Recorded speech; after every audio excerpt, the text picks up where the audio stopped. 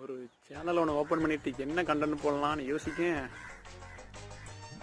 ஒன்றும் தெரிய முடியல. என்ன கண்டென்ட் போடலாம்? ஏதாவது ஒரு கண்டென்ட் போடலாம். ஒரு கண்டென்ட் போட்டால் காமெடியாக போடணும், இல்லைனா வந்து சாங்காக ரீல்ஸ் பண்ணி போடணும், இல்லை ஏதாவது பேசி போடணும், இல்லை லூஸு மாதிரி போடணும், இல்லை ஏதாவது வந்து விளாக்ஸ் ஆரம்பிக்கணும், எல்லாம் ஆரம்பிக்கணும்.